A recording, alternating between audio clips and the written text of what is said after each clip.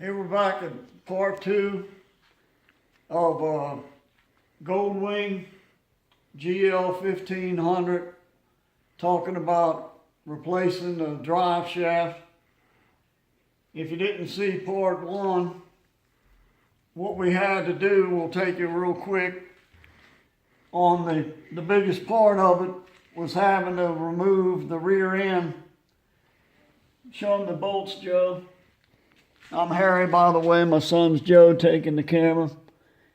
Right here, the rear end's bolted on both sides by 4 bolts on both sides. You have to take out these 8 bolts, move the the rear end as far to the right as you possibly can, which you can see from this point where it's bolted to here is about a good 4 inches, and that's enough to get out the drive shaft.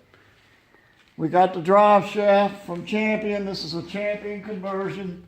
It's a 1993 GL1500 Goldwing. And here's the old drive shaft.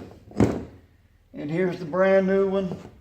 Champion got it to us in almost half the time they said it would take. It's brand new. Got brand new. The problem that we had was the U-joint. The front U-joint in the bike was bad. It was making a clicking sound, and it's just completely shot. You hear that? It was making a click, and as people joked about the first video, a clunk. A typical U-joint noise was being made, and I was wondering if it was in the transmission or a U-joint, and I inspected the rear U-joint, which was visible before taking anything apart, and the rear U-joint was fine, and we had to go to quite a length to find out that the front U-joint was bad. But that was all in the first video. So here we're going to go under and show you how to put the brand new drive shaft in. Okay, here we are under the bike. As you can see, the rear end, the differentials out of the way. This is about where the drive shaft is going to end up. And you can see we got the bike on jack stands, trying to be a little bit safe. I've got the original kickstand. The primary stand is still on the bike, but I got it up at the moment, trying to get it out of the way. Anyway, here's the drive shaft. We're going to put a baggie on the front of it, plastic bag to put it in,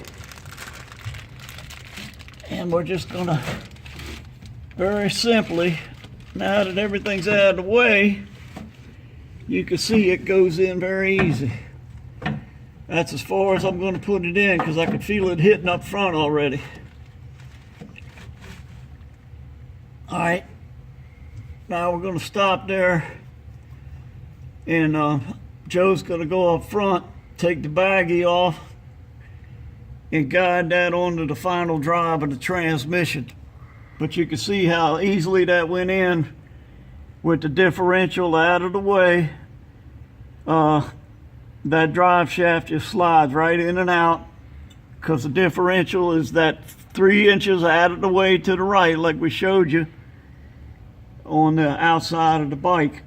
And that's the way that drive shaft just goes right in and out, all in one piece. You don't have to disassemble nothing.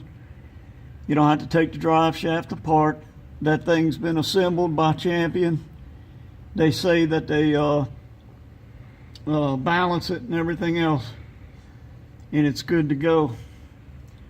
So that was a whole lot easier than our first attempt of getting the old one out, by taking the back universal out while the rear end was still in place. And we tried several attempts just to back the bolts out of the rear end, as somebody gave us advice, which turned out not to be too good advice. we ended up having to totally disconnect the rear end and slide that baby out of the way, which turned out to be a better idea, and really the only way that drive shaft would come completely out of this trike.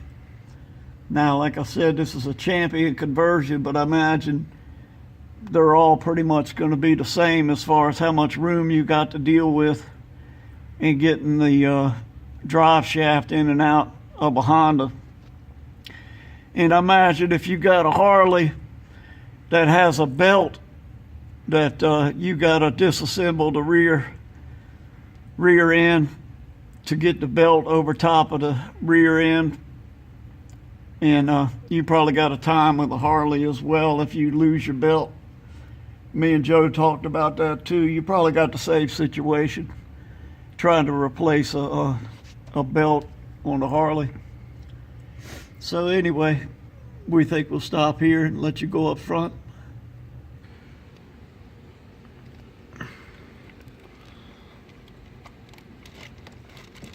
Let me know what you want me to do back here.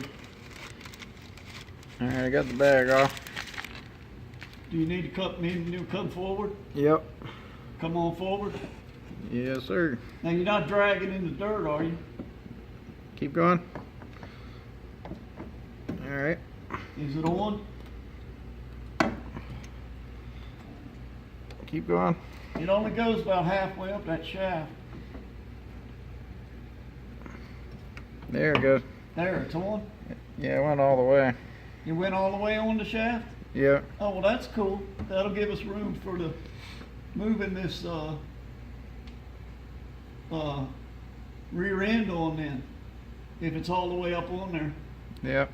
That yoke was just loose. The old yoke wouldn't slide all the way. It's all the way up on the final drive? Yes, sir. Okay. All right, let's move on to getting the rear end moved back in place.